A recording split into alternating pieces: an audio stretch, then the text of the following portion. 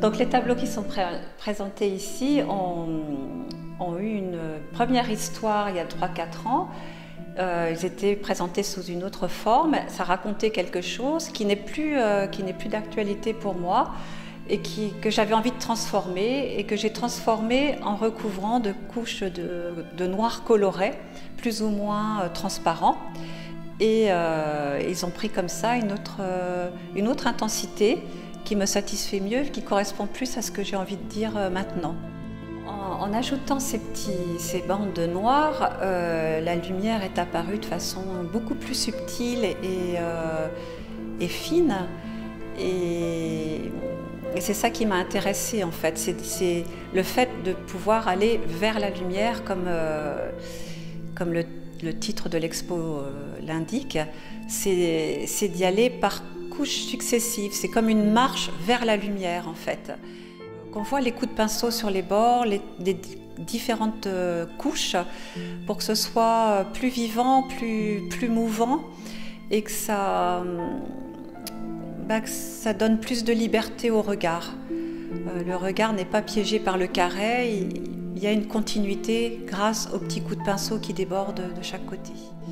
Alors dans les instants fugaces que j'avais fait il y a 3-4 ans, je ne les ai pas tous recouverts parce que certains me convenaient quand même dans l'état où ils étaient, donc je les ai laissés. J'ai recouvert ceux qui me semblaient un peu trop faciles à regarder, trop séduisants. Et donc j'ai fait une sélection, j'en ai choisi quelques-uns. Donc j'en ai choisi 4 ou 5 que j'ai recouverts.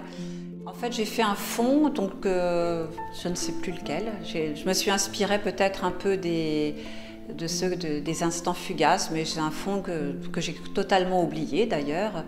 Et puis, je l'ai recouvert de la même façon, avec des couches successives de noir coloré, plus ou moins transparent. Et là, ce que j'aime bien et ce qui rend l'ensemble plus fort, c'est vraiment ces coups de pinceau qui débordent et qui montrent plus de liberté dans le geste.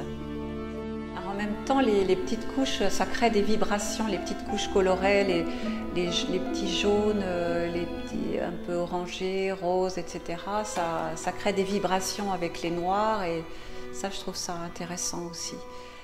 Je me suis rendu compte que le vernis amplifiait le noir, mais en même temps reflétait la lumière. Mais c'est intéressant aussi. Donc on est obligé des fois de se pencher, pour pas avoir les reflets.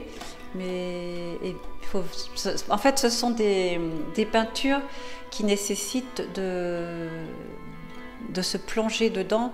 On ne peut pas regarder ça en passant. Et j'ai remarqué que les personnes qui venaient dans la galerie, c'est soit elles regardent vraiment, donc elles se plongent dedans et là elles entrent dans l'univers, ou soit elles passent rapidement, elles n'ont rien vu et en fait elles repartent en général. Il faut vraiment prendre le temps de regarder toutes les nuances, de plonger dedans, ça n'a pas d'intérêt autrement. Ancien, pour moi, que j'ai travaillé il y a plus de 30 ans je pense maintenant, qui sont les persiennes. Et les persiennes laissant filtrer des petites lames de lumière.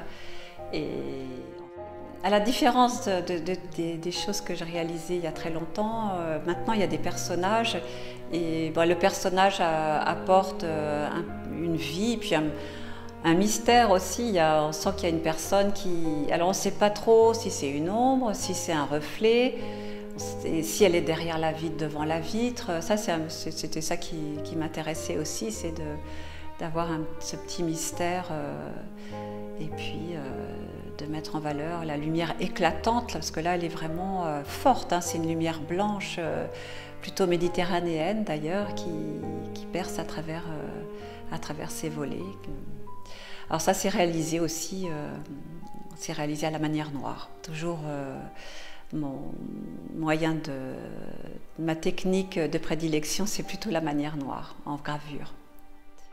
Une lumière derrière la première porte, une lumière qui éclaire la scène, et puis la lumière de la petite fenêtre du fond. Et puis la lumière des reflets, il y a beaucoup de sources lumineuses. Mais en fait, d'emblée, Quand je rajoute une couleur dans la gravure, le personnage va vers la lumière colorée en fait. Enfin, l'œil peut se diriger vers la lumière colorée. Et en fait, j'ai fait exprès de mettre une couleur dans la petite fenêtre pour indiquer que le personnage va vers cette lumière-là. Et c'est la lumière qui... Bon, après, on ne sait pas ce qu'il y a derrière la fenêtre. Et justement, en mettant de la couleur dans les fenêtres du haut, tout de suite, le personnage prend... il se passe quelque chose de vivant dans cette partie du bâtiment. Donc, il y a quelque chose de chaleureux, de vivant. Quand il n'y a pas de couleur, c'est un petit peu plus froid, un peu plus statique. Et ça donne autre chose aussi, une autre dimension. Une architecture que je trouve bien équilibrée, qui est esthétique, en même temps kitsch, mais en même temps esthétique, et puis pour moi, un peu mystérieuse, parce que c'est un petit lieu de vie qui m'intéresse. Enfin, je sais pas, ça m'intrigue, et donc j'aime bien ce thème-là, et je pense que j'ai pas encore fini de retravailler sur ce petit kiosque. Et donc je l'ai repris cette année en gravure à la manière noire. En fait, c'est le premier sujet que j'ai réalisé en manière noire, il y a maintenant 5-6 ans. Et là, ça me plaisait de le reprendre à nouveau. Ça, c'est le tout premier que j'ai réalisé en 2018, je crois. 2018, toute première manière noire. Et je trouve que le sujet s'y prête vraiment bien.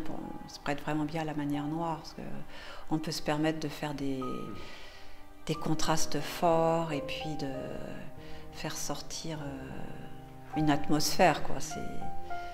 En plus, avec l'horloge, le petit point lumineux de l'horloge, le reflet de la lumière au sol, enfin, c'est très riche à travailler.